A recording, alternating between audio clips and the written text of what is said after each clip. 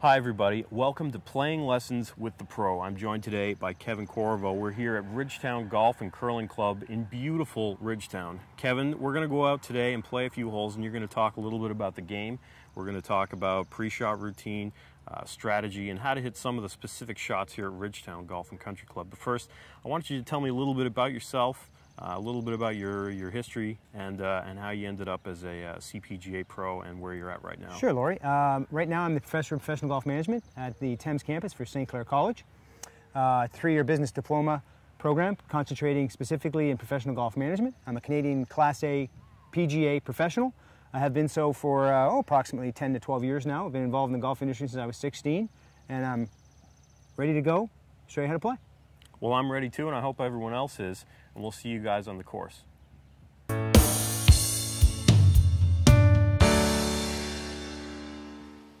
So, Kevin, could you tell us how important is stretching to golf?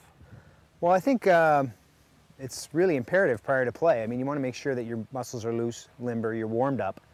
You should do at least a little bit of stretching. Try to get to the golf course prior to play. That's what I recommend to everybody, Laurie. I mean, you can't just jump out of the parking lot right on the first tee and expect to have any kind of success. You'll have some difficulty playing the first few holes if you're not warmed up. So I think it's important to get a few practice swings in, maybe some chips and putts, a little bit of stretching to make sure you're ready to go and you don't do any injuries prior to teeing off. Because most people get on that first tee and they want to take that big cut at it with the driver, and if you haven't really given your body time to acclimate to the movement, you're going to run risk of injury, especially as you're getting older.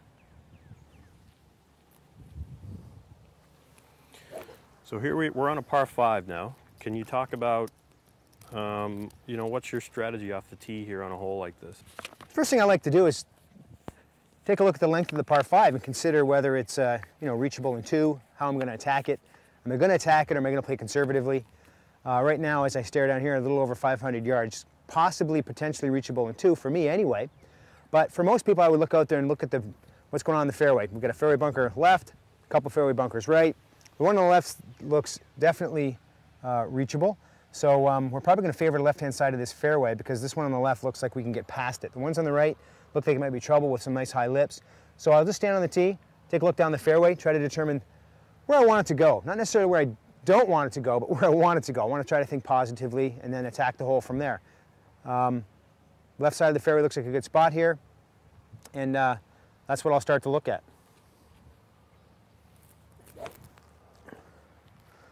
Get warmed up though.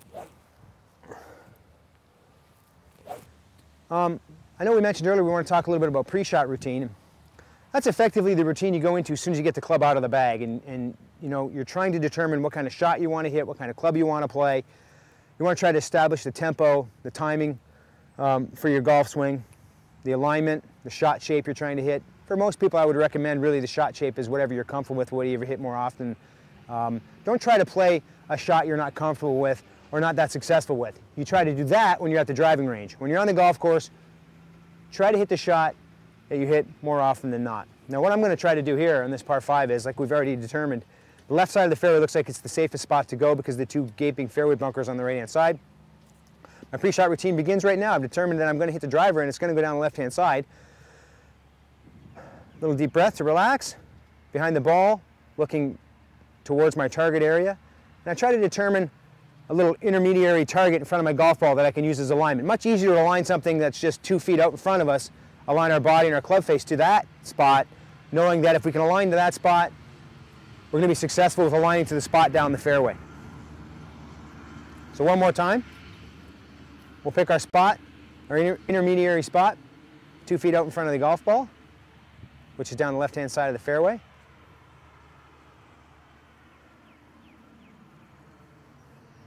Club face always first. Grip. And we align our body around that spot. This is the first drive of the day, Laurie. I'm just going to think really just smooth tempo. We just want to make solid contact, get it down there, give ourselves a chance.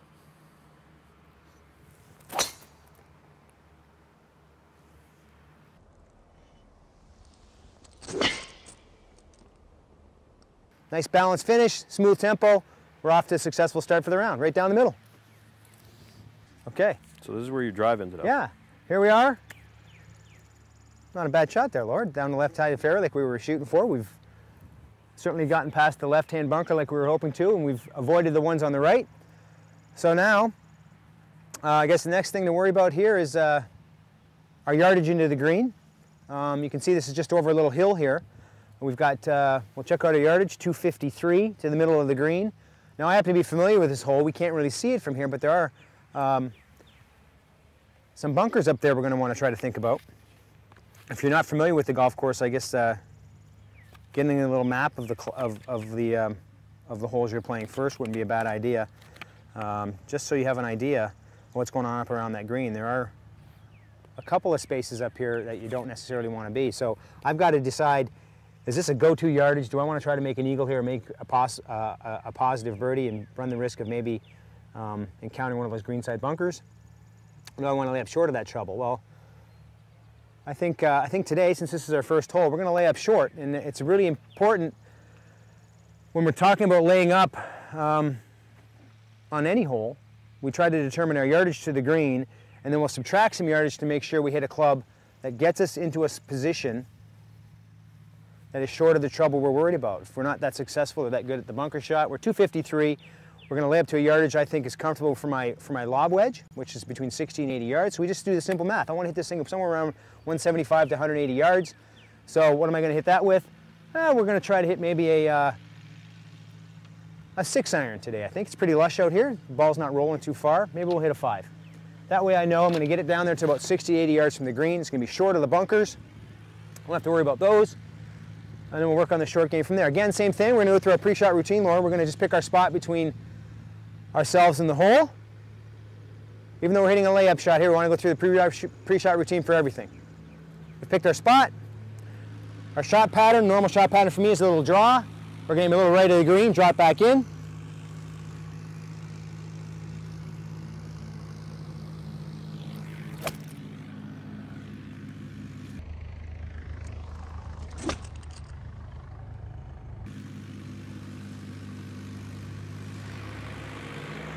Okay, we should be in a good spot there, just short right of the green, pitching up the hill.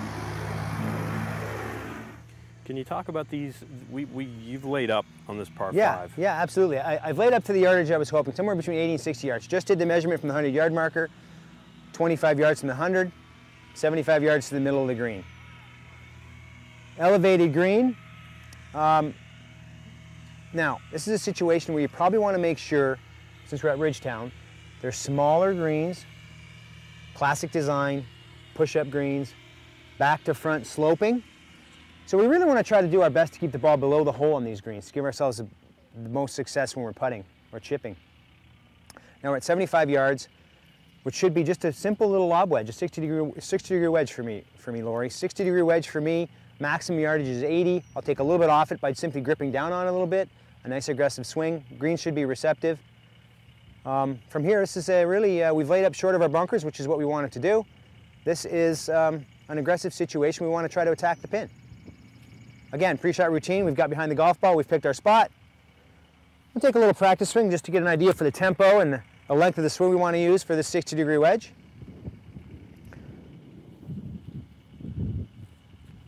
Here we go.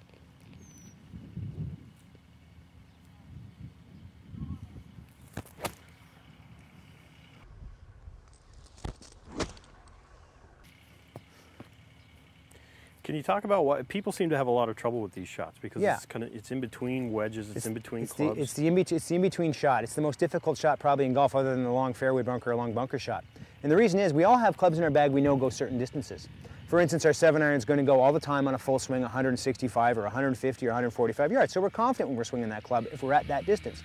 But once we get from 100 yards in, we're really using 2 or 3 clubs to move the golf ball a bunch of different distances. And it's imperative on these shots that you really first get out to the range or your practice facility and work on them to develop the touch and the timing.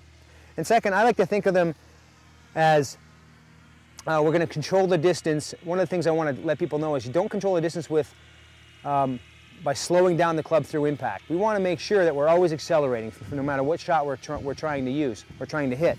So really what we're trying to do here is we want to make sure the body keeps moving, we're accelerating the club. We want to try to restrict the backswing a little bit. So we do that by getting a little closer to the golf ball, gripping down on the club a little bit to shorten the arc. It's really still a golf swing, but we've narrowed our stance, grip down on the club to get a little closer to it and to shorten the arc. And what we're trying to do is just think about shortening the backswing a little bit and taking ourselves into a full finish position to make sure we accelerate.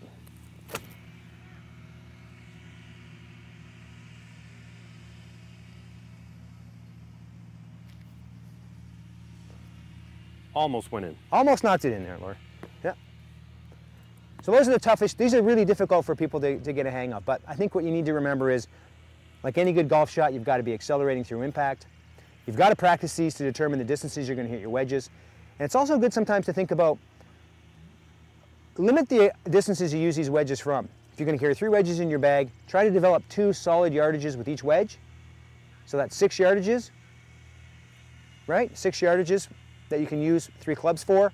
And then what you really have to think about as well, Lori, is remember when we're talking about laying up, we want to lay up to a comfortable distance for us, to distances where we've practiced and distances we're confident with. So that's the key to scoring. Make sure you play within your game and make sure you're playing shots that you've practiced and that you're comfortable with playing. And that's playing a par 5. Oh, and always replace your divots.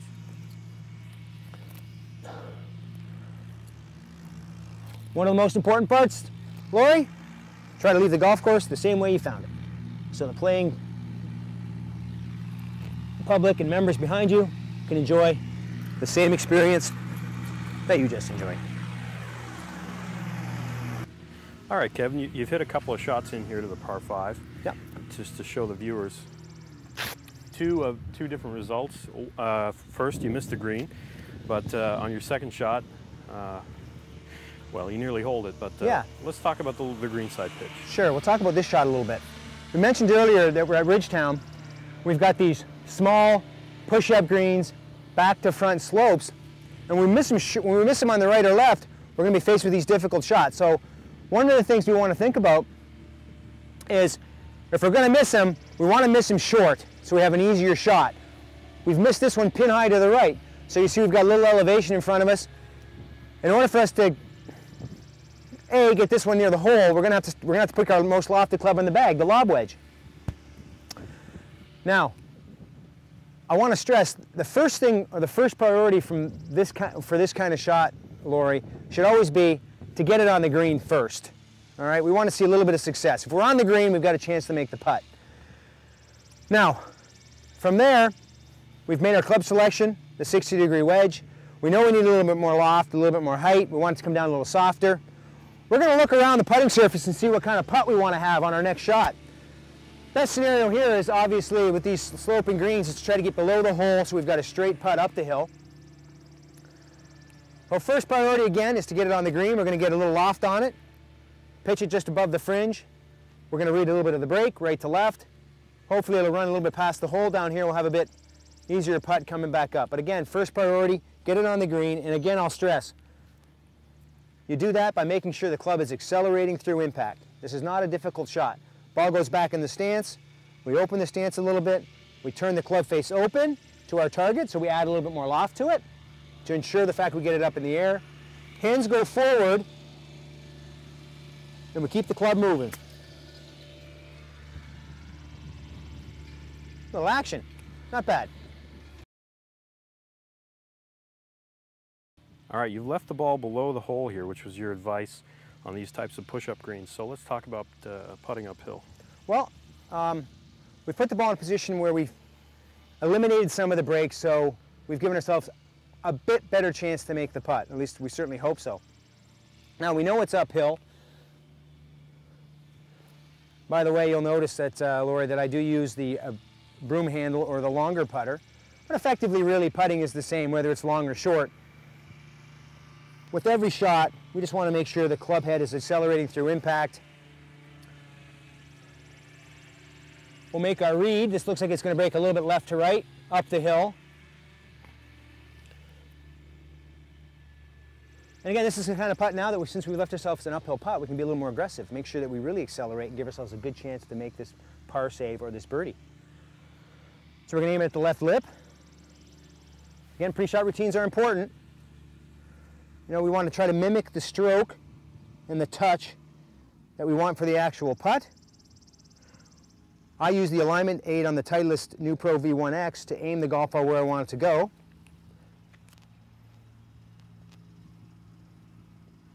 We'll align the putter face with the alignment device on the ball. Square the stance. Keep our head and body steady. Accelerate through. Oh, a slight pull. No second takes, right, Kev? No second takes. No second takes. Actually, a successful hole. We made our par. We gave ourselves our best chance to make birdie, or we gave ourselves the best chance to make the up and down. That's all we can do. We were relatively successful off the tee. Our second shot avoided any trouble. We made it to the green surface. We gave ourselves an opportunity to make a par or birdie. That's fine. And now we move on.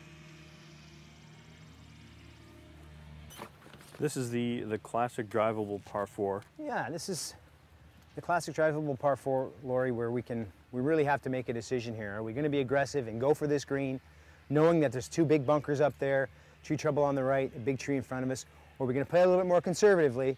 Are we going to hit the layup shot to a yardage that we're comfortable with the wedge? So we'll play it two separate ways here. It's 252. We're going to start it with a 3-wood. For me, 250 is about a good, nice, comfortable 3-wood. So I'm gonna attack this hole with the 3-wood. But at the same time, you know, Laura, I'm gonna try to be kind of conservatively aggressive here. I know there's some trouble up there, but what I try to determine is where's the least amount of trouble.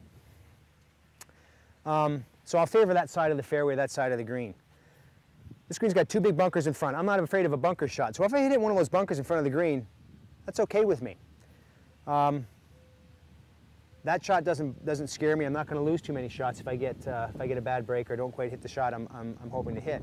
What I really want to try to avoid here is the hazard area and the out of bounds area to the right.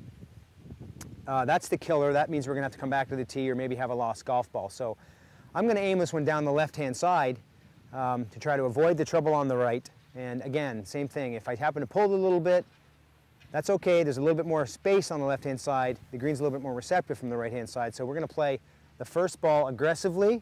Again, aggressively, kind of conservative. Pre-shot routine's important again.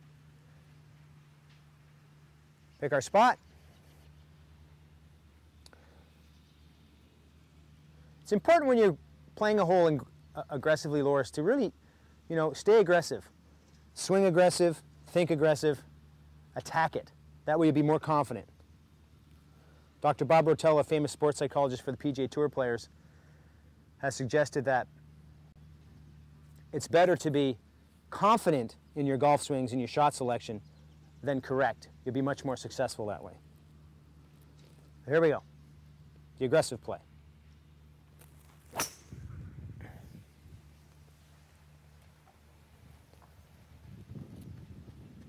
Pulled it a little left, caught a couple of tree limbs.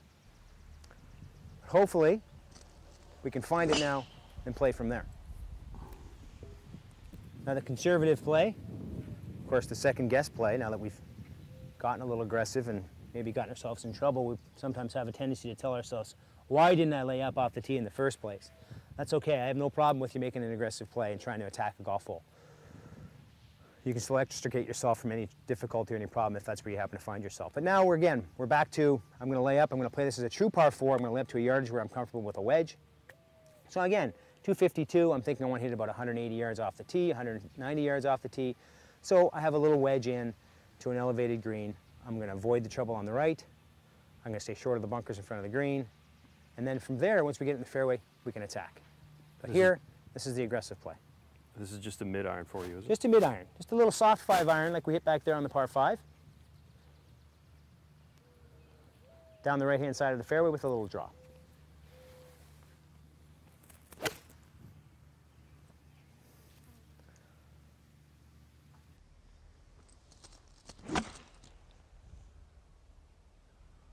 Okay. We're in business? We're in business. All right, here we are with our layup shot off the tee with a yardage of approximately 100 yards, as you can see by the marker right here. Taking a look at the flagstick, looks like it's in the front portion of the green. Again, these are smaller greens. with some severe slopes. So again, we're going to try to think about keeping this ball short of the hole so we have an uphill putt. Nothing too difficult. We've laid up 100 yards, should be a standard 54-degree wedge for me, just a little less than that.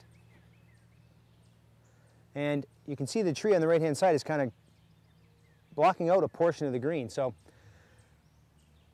I know this green slopes from back to front, right to left. The proper play here is let's avoid the tree limbs. Let's stay left of the pin, just left of the bunker. If we can do that, we'll give ourselves another shot at birdie.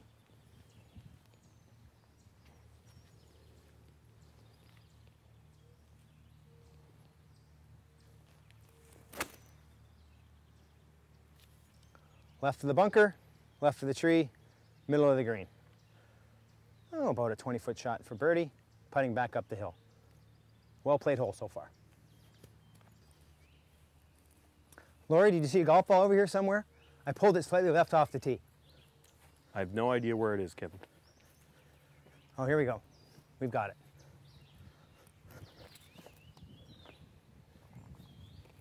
All right. This is the more aggressive play off the tee. As you can see, we've pulled it left into the trees, but we're only about 30 yards from the green. Rattled around the trees a little bit. Lucky enough, we missed this, this bunker to the right. But again, a much better spot than we would have been if we had, if you want to pan right, if we would have ended up over there in the naturalized area, into a hazard. You never know if you're even going to find your golf ball here. So again, you know, we were aggressive. We tried to drive the green. We weren't successful at that. So now what do? We're faced with a little bit of a different shot. Obviously, we can't go up because of the tree limbs. But fortunately enough, we've avoided the bunkers, so we've got an area relatively flat in here with just grass. So we're going to have to keep the ball low, get it to run up there, try to keep it short of the pin on this sloping green.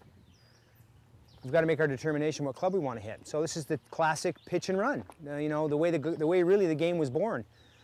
Along the ground is how we're going to have to play this shot. And the modern game, of course, is played in the air. Hit it as far as you can, as close to the target as you can get it.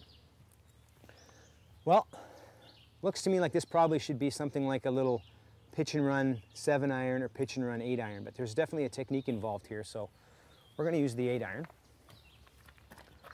And it's the technique I really want to talk about, not necessarily the club selection.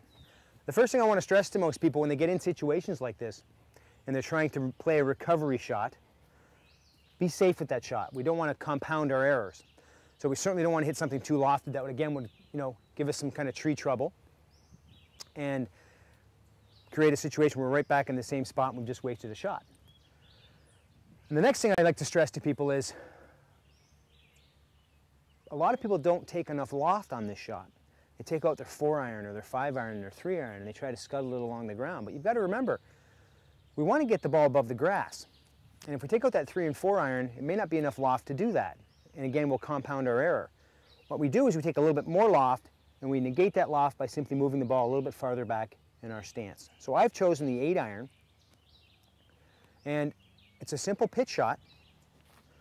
We want to take a few practice swings just to get a feel for how far we think the golf ball is going to fly, because this is a shot we really don't practice very often. It's more of a touch shot, and the more you play, the better you'll get at it. The key here is we've chosen a more lofted club. We've got an 8-iron. We want to get the ball back in our stance, which means moving the ball back towards our right foot. We're going to open our stance a little bit. We're going to grip down, and it's more of an up and down action to make sure we contact the ball first. We've negated the loft. We've created a couple practice swings. We're trying to develop a touch and a feel. We're looking for a spot we want the golf ball to go to. We're going to let it run across the grass a little bit. Hopefully that'll slow it down, and it'll trickle on the front edge of the green, and we'll have another shot at our birdie. So here we go, ball back, open stance, hands forward, grip down, and keep the club accelerating.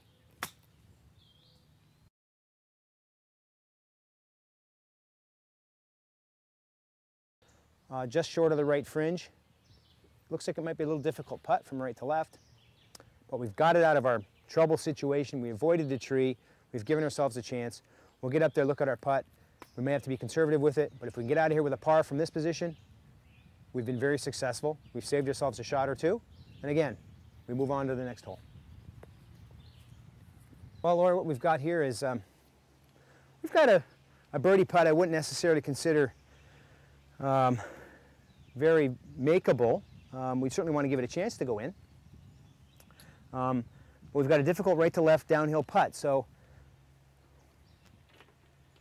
we want to talk about green reading primarily on this putt. And unfortunately, what most people don't do is they don't provide themselves enough of an opportunity to make putts because they don't read enough break. And if there was one piece of advice I'd like to pass on to most people, if you're going to play putts with the proper amount of speed, you have to make sure you give it enough break. When I say speed, I mean you're trying to get the ball to run about 12 inches to 17 inches past the hole. If you can do that, it's been proven, you give yourselves the best chance to make them. So we're thinking about a little 2 or 3 foot circumference around this hole. We want the ball to end up down here if it misses. So we've got an easier straight uphill putt. We can see that the break is from right to left. And again, I want to stress, most people read about half the break that's really in a putt if you're going to give it the proper weight. So you can see I'm probably playing this putt with a good 4 foot break. Most people would probably play it, 3 or 4 inches, and they'd either drill it through the break or they'd come way low and give themselves a difficult putt coming back up the hill if they get it there. A couple of practice strokes just to try to get a feel, a flow for how we really want to hit it during the actual shot itself. We're trying to look at the apex, where the ball is going to start to break. We're going to keep the hole in mind because we know that's where we want the ball to end up. But we really want to think about where we're going to start the putt and where it's going to start to break. We've added a couple feet because we know, again, most people just don't read enough break.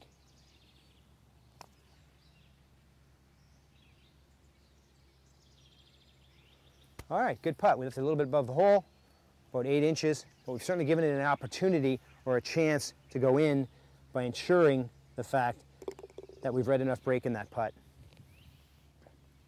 with the right speed. You think that's something that most players don't do, is they just don't read enough break? Most people just don't read enough break, Laurie. They don't read enough break, and that's why they'll miss most of the putts. And then they'll end up pushing it or pulling it based on that. If you think about hitting the ball about 12 inches to 17 inches past the hole, redouble the break, you'll be a lot more successful. You'll make a lot more putts. You'll bring more of the hole into play. Well, Kevin, we're playing the 5th hole, and you've got yourself in some trouble. Yeah, we've pulled it a little left off the tee. I wasn't as successful as I wanted to be. I was aiming down the right-hand side, but as we often do when we're out playing, not every shot goes perfectly. So here we are in a fairway bunker, approximately somewhere around 150 yards from the green. And it's a difficult shot for most people to be successful at because they really don't know how to approach it. They think they know how to hit the greenside bunker shot. They dig their feet in. They use that lob wedge, but what do they do when they're out from this distance? And I guess the first thing I want to talk about is determine your yardage just like you were in the fairway, but we should take a little extra club. A little extra club because we're going to grip down on it to ensure that we hit the golf ball first. This is not a normal, it's almost like a normal fairway shot, but we really want to be careful that we don't use the body too much on this shot or use the legs too much. We want to try to stay as steady as we can, and because we're not using the lower body as much, we're not going to generate as much club head speed, so we want to take a little bit more club to make sure we get the golf ball the distance we want to hit it. Now, same thing applies in terms of pre-shot routine. We've picked our club. Normally from this distance I may hit like a 9-iron or an easy 8-iron, but I'm going to go ahead and hit the hard 8-iron here because I know I'm going to need a little extra club because my lower body's not going to work as much. And because I'm gripping down to ensure the fact that you want to hit this golf ball thin. It's almost like hitting a thin shot out of the fairway, Laura. We want to make sure, no matter what, we contact golf ball first here. In order to do that, we're going to get the golf ball a little bit farther back in our stance. So we're hitting down, we're going to contact the golf ball first. Square up like a regular golf shot. Golf ball's back. We've choked down to ensure we hit the golf ball first. And we really want to make sure we keep the lower body as inactive or as steady as we can, so we don't move right or left or up or down, because this isn't the most stable of surfaces. So we really want to concentrate on just swinging the arms and shoulders, keeping the lower body steady. Golf ball's back. I've gripped down on it. And it's imperative we think about hitting the golf ball first to be successful here. Here we go.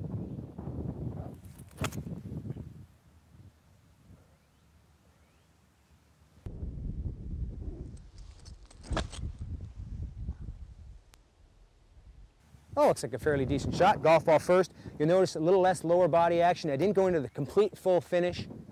I tried to keep the lower body as steady as I could through impact.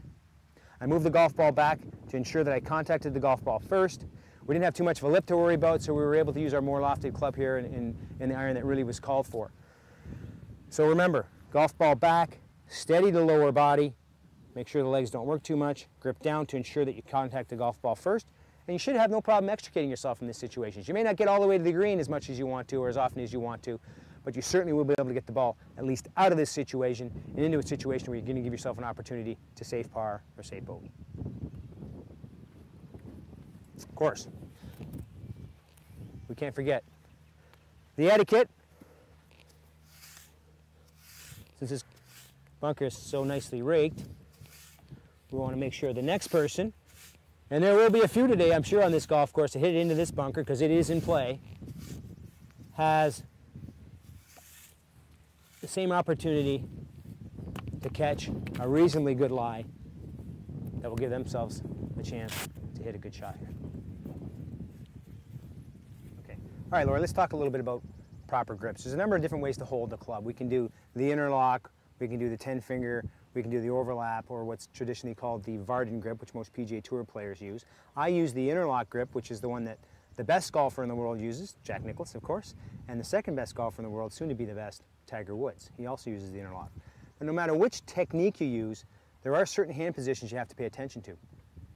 We have to remember, these two things right here, our hands, are our only link with the golf club, and if we don't get these right on there, then we're really going to give ourselves more of a difficult time. We won't be as successful in the process of trying to hit our golf shots. I want to stress that as soon as we get the appropriate grip, it's the same for every club, except of course the putter. You've already seen me with the putter with the long split handle grip. Putter is a little bit different, but when we're talking full golf shots, we always want to make sure we hold it the same way.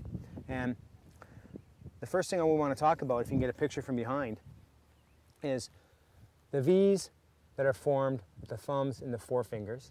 Thumbs and forefingers should be touching. Thumbs should be across the top of the shaft. And these V's should be pointing at the right-hand side of our body. So we'll get a shot from here. Or as you can see, my left hand has gone on.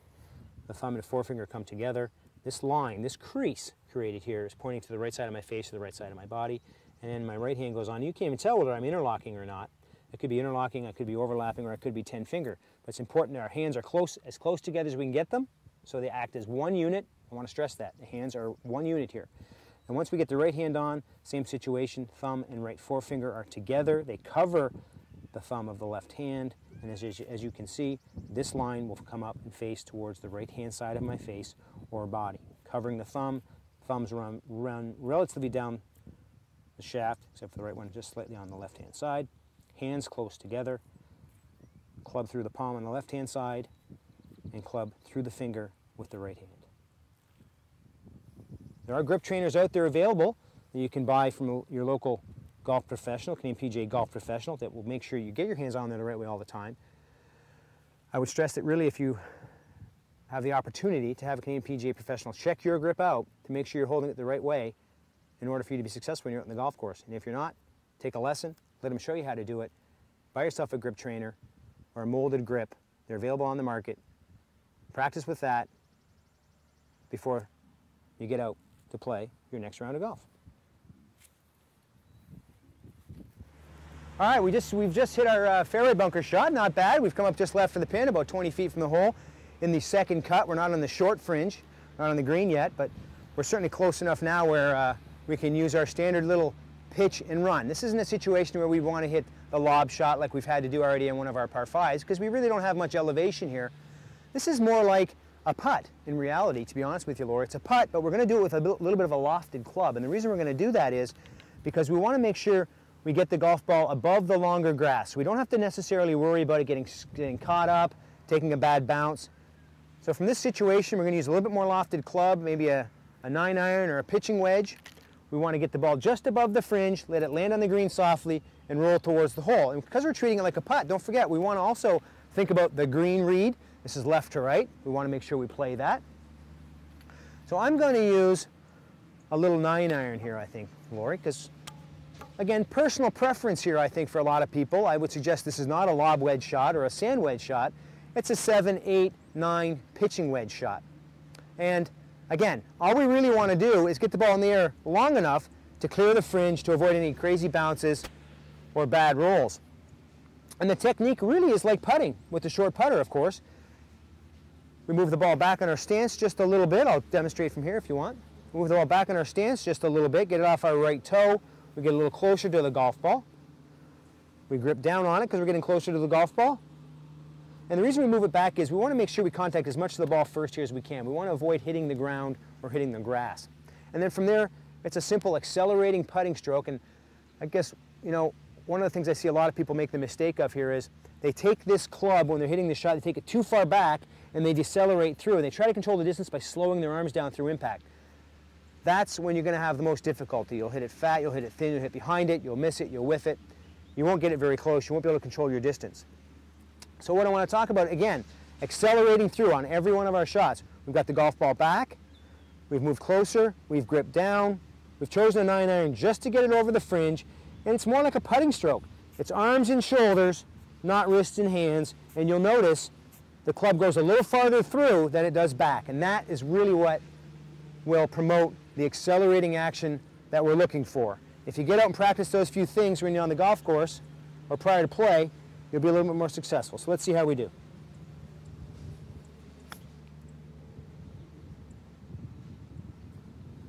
A little strong, not too bad. We just cleared the fringe.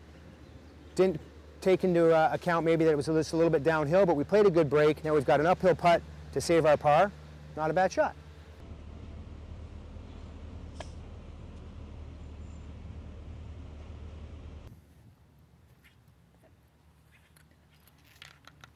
Well, here we are, Kevin, at a par 3, and not a joke of a par 3 either.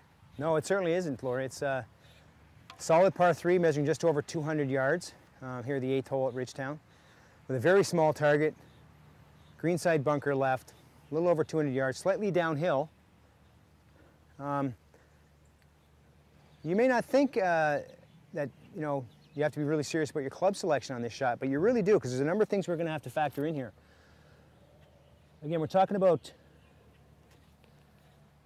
course management, and in this situation, I would get on this tee, and first of all, I would try to determine which way the wind's coming from, and it seems to be coming out of the right. We can't really tell that because we've got the curling rink right behind us, but we certainly can tell by looking at the surrounding flags or the treetops. So, wind's coming out of the right. It shouldn't really affect us too much on this shot. It's not that strong this morning, but another thing we're going to try to think of or try to take into consideration is that we are going downhill. So we're about 200 yards from the tee, but it's a slightly downhill shot. And again, because these greens are so small and undulating from back to front, we want to make sure we err on the side of caution here. We want to give ourselves a chance to make a 3. And when I say that, I mean I'm going to try to pick a club that's going to get me just to the front edge of the green. Normally from about 200 yards, I would probably consider hitting a 4-iron from here, Laurie, but I think what I'm going to do today, knowing that I want to give myself a chance at birdie or par, I want to make sure I miss this shot. It's not too often we talk about wanting to miss a shot. We want to really try to hit a good shot here to the front of the green. When I say miss, I guess what I really should say is I want this shot to finish at the front edge of the green rather than the back edge of the green, the right side or the left side, creating difficult chip shots. So in order to do that, I'm going to take out my 5-iron, knowing that I can probably hit my 5-iron somewhere between 180 and 190 in the air. And hopefully, because it's downhill, we might get a little forward bounce, kick it up to the front fringe somewhere or just on the front edge, and give ourselves a chance. And after I've made that decision, now I try to be as aggressive as I can with the iron shot, going through my pre-shot routine. I pick my shot pattern, right to left, ground up their slopes a little right to left, so that should help when it hits the ground for it to kick towards the pin. Again, I've committed to the shot, and away we go.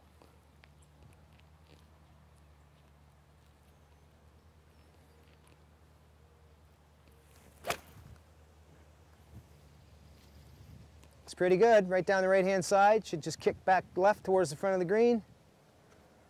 Can't really tell where it finished from here, but I think it finished exactly what we were hoping for. Front, middle portion of the green with either a slightly uphill chip shot or an uphill putt. Let's go see what happened.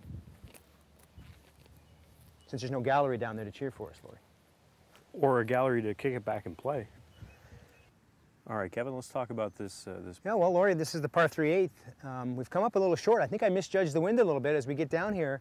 We're sheltered up there from the trees in the curling rink, and I can tell now that the wind was a little bit more in our face, so we've come up short, but that's okay. This is a successful shot. We were aggressive, we hit it well, we've put it in a spot we have a chance to save par, and if you can see anything right or left or over here, we create a really, really difficult chip shot. Now, what we're faced with is the potential to get up and down for par, minimize the fact that we may have made an incorrect club selection by doing so, but we really have to now determine what kind of shot we want to hit in here. And there's two different shots we can play. Because we've got a little rise up to the pin, I'm going to play both of them. We're going to play the little pitch and run to try to run it up there. Again, you know, like the game was born along the ground, because we're really, you know, not too much undulation here. It's a relatively smooth surface, slightly uphill. We should be able to pitch a little 8 or 9 iron, get it running through the fringe, hopefully get it up there on the green and try to keep it short of the pin. So we'll demonstrate that shot first. We'll do it with the 8 iron. I'm probably thinking about hitting this golf ball somewhere between, about halfway between me and the pin. We're going to pitch it to that spot. Hopefully the grass will slow it down a little bit before it gets to the surface. And the technique again, Laurie, is ball back in the stance in order to promote acceleration and club ball contact first. Ball back, narrower stance, we get a little closer to it. Maybe a couple practice swings just to get a feel for where we want the golf ball to go and how hard we want our arms and our body to move. We've picked out a relatively flat spot up here, about halfway between me and the pin. Ball back, a little closer. Hands choked down a little bit. Let's see how we do.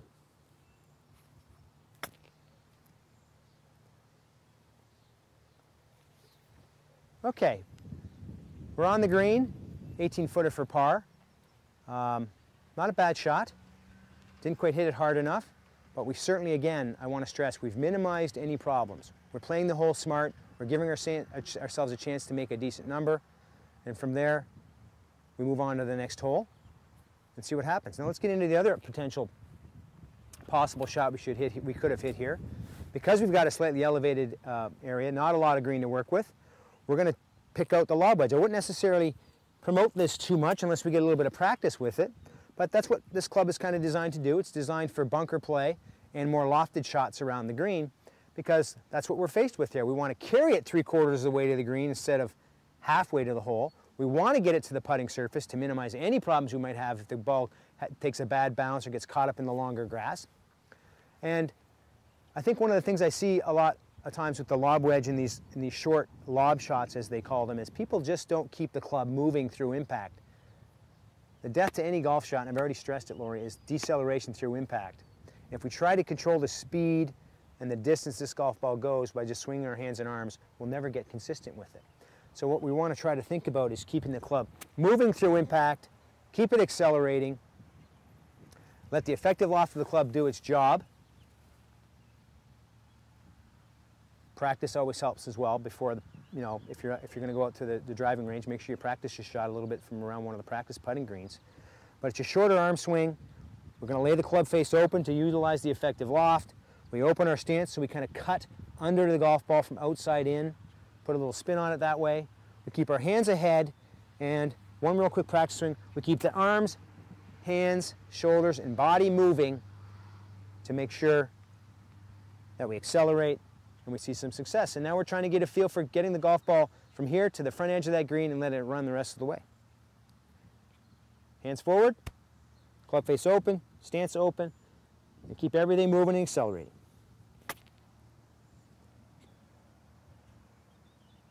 Not bad. Just a little bit past the hole. Again, two different ways to play this shot. Another chance at making par. And I want to stress on that one right there. You've got to practice this shot to make sure you're successful at it. And you really want to make sure you keep the club accelerating through impact so you don't hit that thin shot or that skull shot. You don't hit the ground first and end up coming up short. Well, Kevin, you've found yourself in another one of Ridgetown's famous bunkers. Yep, classic design. Not a lot of lip, but we still have to worry about getting the ball up as quickly as we can here. And, you know, most people fear or are afraid of getting in these greenside bunkers because they're not too sure what to do. But I tell most people, you know, this may be one of the easiest shots in golf. Because we don't have to worry about hitting the golf ball here. We're just trying to dig a hole in the sand. And you'll notice on the tour, most tour players, when they're faced with a little difficulty in the treeing areas, they actually try to advance the golf ball up to a greenside bunker because they know they're going to get a good lie and they're going to have a better chance of being successful in getting the ball up and down, if not making it. Bunker shots from around the green really aren't that difficult if you remember a couple of things. Keep the club moving and open the club face with the stance open. So here we go. We've gripped down. We've opened our club face so we can utilize the bounce on the bottom of this club. As you can see here, what we want this club to do is we want it to bounce through the sand to carry the ball out on a cushion of sand. That's why these things were designed originally by Gene Sarazen a number of years ago, the inventor of the sand wedge. So we've opened our club face to utilize the bounce, and we open our stance and aim left with the ball forward. And the reason we do that is because we want to make sure we move the ball forward, but again, we're not trying to contact ball first here, we're trying to contact sand, somewhere around a couple inches just behind the golf ball. Right? So we're going to use the bounce, we've opened our stance, we've opened our club face, and we want to just take out a nice cushion to stand, keep the club moving, keep accelerating, don't be afraid to swing hard, and you'll be successful.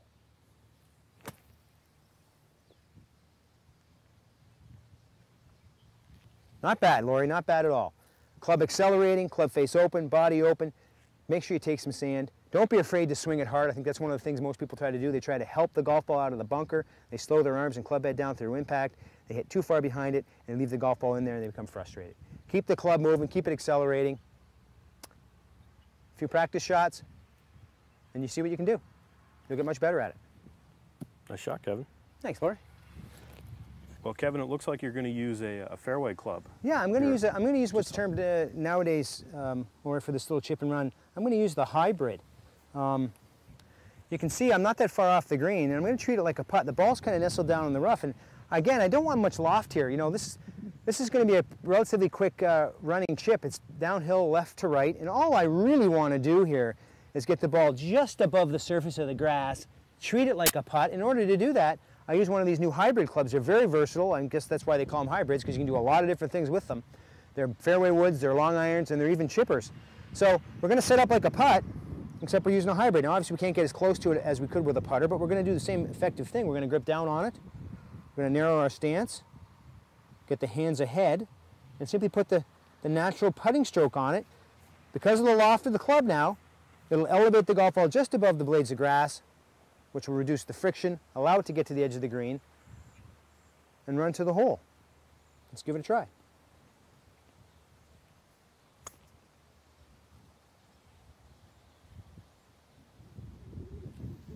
And there you go. As you can tell, we just cleared the surface of the rough and the fringe. We wanted to treat it like a putt. We didn't want to have any interference from the longer grass, which would cause the ball to go offline or slow it down. We were able to get it down here a foot from the hole, tap it in, save our par. Go ahead. Okay, Laura, here we are on the 7th hole, par 5 here at Ridgetown. We've decided we're going to try to demonstrate the fairway wood, the 3-wood for everybody. I'm somewhere around the 250-yard mark out. Pretty aggressive play for this situation because this hole has some greenside bunkers to it. But again, I'm not afraid of the greenside bunkers. If I can advance this ball up there as far as I can and get in one of those greenside bunkers, I'd be okay with that because I'm confident enough to know that I can hit a relatively successful greenside bunker shot and maybe get it, you know, up and down for the birdie. So I'm going to try to get this ball as close to that green as I possibly can. Now, a lot of people aren't that successful with their lower lofted clubs like their 3-woods. I think what I really want to stress to you is that we want to make sure we create a wider foundation to limit the amount our body moves. And you know, as we get the longer clubs, we want to widen the stance a little bit to limit the lower body action and the sways. So we're going to go through our pre-shot routine again, pick our spot, imagine our shot rolling up there somewhere near the front of the green. And you'll notice, as opposed to a short iron or a pitching wedge or the sand wedges we saw earlier, my stance has gotten wider. The ball's gone forward in my stance in order to promote more of a sweeping action. And what I want to try to do here is I want to, again, try to limit the amount my lower body moves back or forward, which will eliminate the top shot or the fat shot. Again, one more time. Ball slides forward in our stance. We widen it up to create a solid foundation. We just want to swing around the middle of our body, play our normal shot pattern, get up there as close to the green as we can, and see if we can make birdie.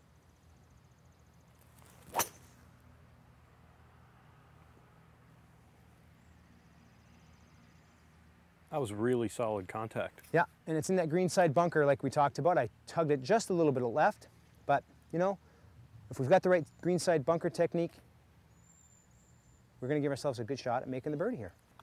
When you say picking out your spot in front of the ball. Yeah, we talked about it in the first hole when we were hitting our driver.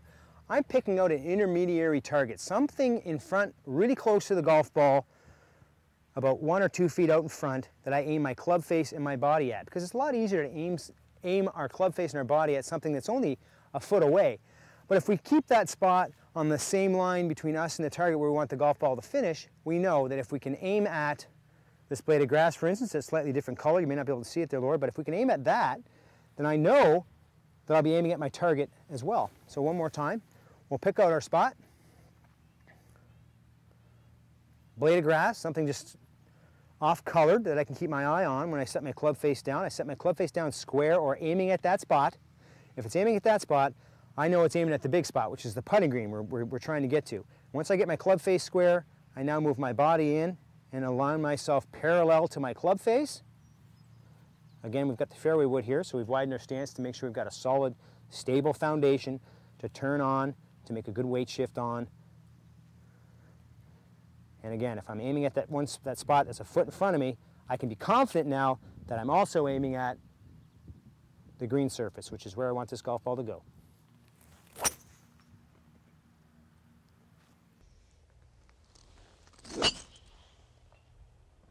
And there it is, on the green, Laura. Beauty. That was struck solidly. Well, Kevin, I'm sure a lot of amateur players ask you all the time about how to perform under pressure.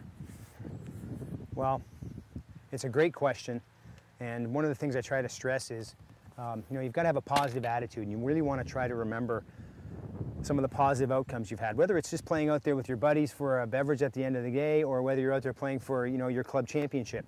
You really want to try to remember your successes. Probably easier said than done, but all of us have hit good shots, Laurie.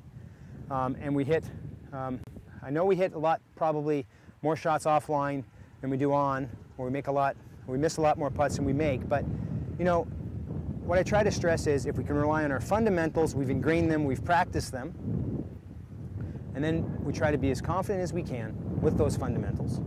Remember the positive outcomes we've had in the past. That's all we can do. Give ourselves a chance, think positively, follow our pre-shot routine, stick to our fundamentals, and then, believe it or not, Laura, we will be successful once in a while, and we will achieve. Even the best players on tour don't win every event. I mean, Tiger Woods is the exception to the rule. We've had great careers on PGA Tour with guys not even winning events, and they've made millions and millions of dollars. So I would say don't beat yourself up so much when you're out there if you don't perform as well as you want to, but keep coming back and keep trying. Remember the positive outcomes, and you will be more successful more often. Yeah, most lose more than they win. Most lose more than they win, Laura. There's no question about it. I'd like to talk about a little bit about being successful under pressure when you're on the putting green, and I just mentioned, of course, that we really want to pay attention to our fundamentals. And I think if there's a certain number of things we can rely on, that we do well, that we've practiced, that we're successful with, from there, we try to repeat those, stay in the moment, stay in the present, pay attention to the task at hand. That's really important when we're trying to succeed. We don't want to get too far ahead of ourselves. If we've got that career round going, if we're winning that match, or if we're really close to winning that tournament, a lot of us have a tendency to race forward and think about what it's going to mean to us. It's going to mean putting my name on that plaque in the clubhouse as a club champion, or it's going to mean my friend buying me lunch and a beverage when we're done, and I really want that this week. We've got to try to stay away from those forward-thinking thoughts and just stay in the present. We can do that by paying attention to our fundamentals, just paying attention to what we're doing at the time, and let the outcome be the outcome, no matter what. So if we have a putt of any significance, regardless of the distance, whether it's 30 feet and we're trying to two-putt, it's 5 feet we're trying to make, of course we understand that we want this ball to go in the hole, and it's really important to us, and there's nothing wrong with thinking those thoughts. Let them come, let them go. But always bring yourself back to the moment and pay attention to your fundamentals. We want to make sure we make a confident read on what we think this putt's going to do. If we've played here before, we can remind ourselves, I've been here before, I've made this putt, I know what it does, therefore I'm going to trust that it's going to do it again. Now, we may run into occasionally you know, some inconsistencies in the green surface. We may hit ball marks, spike marks, heel marks, whatever. Those aren't your fault. As long as you can tell yourself that you gave yourself every opportunity to make this putt at the end and you put your best stroke on it, it didn't go in, then it just doesn't go in. Even Dave Pelz with this perfect putting robot can't make every putt on every green surface. So if you think about that, you'll be a little bit more confident. You'll stroke the putt with a little bit more confidence. You know, after that, once the ball's gone, you've done all you can. Hopefully it'll go in. Now, we stressed earlier about the fundamentals of putting. We know this putt's important. We thought about that already. Now we've eliminated that from our mind. We've made our read. We know the speed. What do we do now to make sure we make as good a contact as we possibly can when we're under pressure? Because I don't care who you are, Tiger Woods feels pressure, Laurie Dempster feels pressure, Kevin Corriveau feels pressure to perform. You know, we have that social stigma. We want to make this putt. People are watching. Our playing partners are watching. And we want to make sure that we do our best. And the outcome is as successful as we can get it. In order to do that, you know, when it comes to putting, whether it's the long putter or the short putter, Laurie, we want to make sure we do a couple things. We miss putts because we move our body too much, and we miss putts because we decelerate through impact and we have off-center hits. So we really want to concentrate on ball positioning to make sure the putter's swinging through impact. And from there, our eyes should be over the ball. 3 keys to think about. Eyes over the ball, good ball positioning, make sure we have good acceleration. And then on these shorter putts, try to listen for it to go in. We all want to get so anxious and watch the golf ball go in when we start lifting our body. Again, whether it's a short putter or a long putter, once we start moving the body, that's when we become inconsistent with where the golf ball strikes the surface of the putter. That's when we become inconsistent in our line and direction, and that's when we become inconsistent in our weight. We've picked our line, we know the speed, and that's all we're concentrating on right now. Good ball position, steady body, and listen for the ball to go in. Boy, that's a great sound, isn't it? The best. We've paid attention to our fundamentals. We've given ourselves the best chance. We've tried to eliminate any of the negative thoughts and how important it's going to be to us if the ball goes in. And from there, all we can do is our best. Sometimes they go in, Laurie. Sometimes they don't. We just keep on going, and that's why we love the game. Well, Kevin, I just want to thank you for doing this playing lesson today. This has been a great day at Ridgetown. Thanks, Laurie. I really enjoyed myself. Hopefully yourself and the viewers have the opportunity to get out and do a little practice and implement some of the things we talked about today. It was a great time. I'm giving everybody probably a lot to think about, but if you practice it, get out there and implement it, I promise you, Laurie, your scores will get lower, and you know, maybe you'll enjoy the game just a little bit more. Absolutely, and I think everyone today has learned a little bit from Kevin, and I'm sure we'll learn a lot more on the next episode of Playing Lessons from the Pro.